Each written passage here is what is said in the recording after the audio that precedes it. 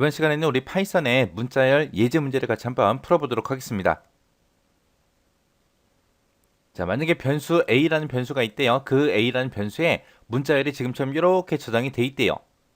그때 이제 코드를 실행했을 때 그 결과를 쓰시오 그러고 나왔습니다. 자, 지금처럼 프린트라고 출력해라 라고 돼 있습니다. a라는 변수에 있는 걸 출력하는데 그때 요 메서드가 이제 붙은 거죠. 요 어퍼라는 요 메서드는 a라는 변수에 들어있는 그 값들을 전부 다 뭘로 바꿔라? 대문자로 싹 다 바꿔라. 그거죠. 그렇게 해서 대문자로 싹 다 바꾸게 되면 지금처럼 이렇게 이제 출력이 될 거예요. 그 다음에 이제 a라는 변수를 로어라는 요 메서드로 이제 묶어줬습니다. 로어가 싹 다 소문자로 바꿔라 그거죠. 그래서 원래 가지고 있던 거 이 문자에서 이 영어들을 싹 다 이제 소문자로 다 바꿔줄 겁니다. 그럼 이제 지금처럼 이렇게 소문자로 싹 다 이렇게 바뀌겠죠.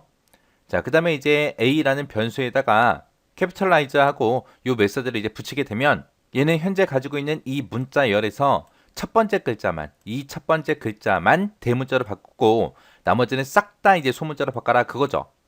그렇게 해서 얘를 변경시키게 되면 지금처럼 이렇게 나올 겁니다. 해서 첫 번째 글자만 대문자, 나머지는 싹 다 소문자 그렇게 나올 거예요. 그 다음에 이제 a라는 변수에다가 그 다음에 타이틀하고 이렇게 붙였습니다. 이렇게 붙이게 되면 이제 각 단어마다 첫 번째 글자는 대문자로 바꿔줄 거고 나머지는 전부 다 이제 소문자로 변경이 될 거예요. 그렇게 해서 이제 결과가 지금처럼 이렇게 나오겠죠. 첫 번째 글자만 각 단어마다 대문자로 바꾸고 나머지는 싹 다 소문자로 바꾸고 이렇게 바뀔 겁니다. 그 다음에 이제 a라는 변수에다가 replace라는 요 메서드를 이제 붙여줬습니다. 얘가 이제 치환하는 거죠. 어떤 글자를 찾아서 i라는 글자를 찾아서 뭘로 고쳐라? 5로 고쳐라. 그러면 여기서 지금 i가 지금 여기도 있고요. 그 다음에 여기도 있죠. 해서 이 두 글자를 5로 그렇게 변경을 할 겁니다. 그러면 지금처럼 이렇게 결과가 나올 거예요. 해서 여기에 원래 i라고 써 있었죠. 그리고 여기도 원래 i가 써 있었어요. 이렇게 출력될 겁니다. 그 다음에 이제 a라는 변수에다가 스플릿하고 요 메서드를 붙였습니다. 스플릿이 이제 뭐 하는 거예요?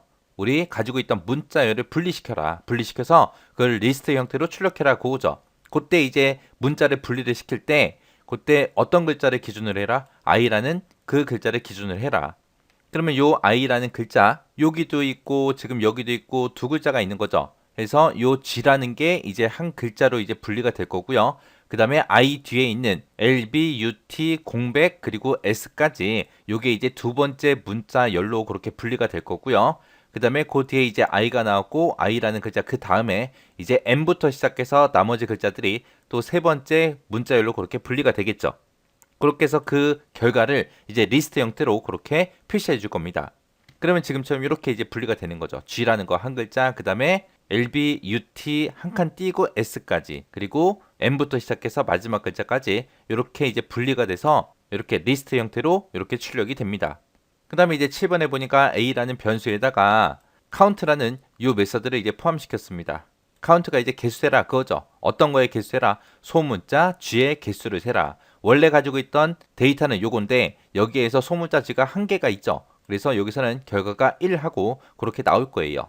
그래서 여기서는 소문자 G를 찾아라 라고 했으니까 소문자 G가 한 개밖에 없어서 요 한 개가 나온 거고요. 그 다음에 이제 A라는 변수에다가 find하고 Z라고 이렇게 쓰게 되면 find가 이제 Z라는 글자를 찾아라 그거죠. 해서 내가 가지고 있는 데이터가 지금처럼 이렇게 있는데 여기에는 이제 Z라는 그 글자가 있어요? 없어? 없어요. 없으니까 find라는 함수에서는 이제 마이너스 1하고 그렇게 출력이 될 겁니다.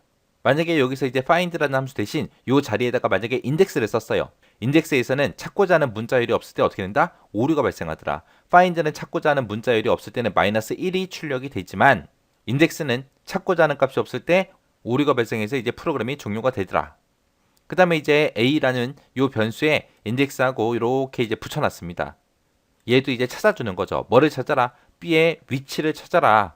그때 이제 쓴 b가 대문자 b죠. 해서 지금 여기 내가 가지고 있는 a라는 변수에 들어있는 값이 이렇게 있을 때 대문자 b가 지금 여기 있죠. 여기서는 이제 위치를 나타낼 때 첫 번째 게 0번부터 시작한다 그랬어요. 그래서 g가 0번째, i가 이제 1번째, l이 2번째, b가 3번째요. 해서 여기서 나오는 결값은 3이 되겠죠. 해서 이렇게 3이라고 결값이 나올 겁니다. 만약에 여기서 인덱스라고 이렇게 써놓고 여기다가 만약에 z를 썼다. 그러면 이제 찾고자 하는 값이 없겠죠. 없을 때는 어떻게 된다? 오류가 발생해서 프로그램이 그냥 종료돼 버립니다. 해서 find하고 index하고 차이점 기억하셔야 돼요. 해서 이렇게 변수에다가 우리가 메서드를 사용해서 문자열을 한번 처리 한번 해봤습니다. 자, 요것들 정확하게 기억하시고 지나가시기 바랍니다.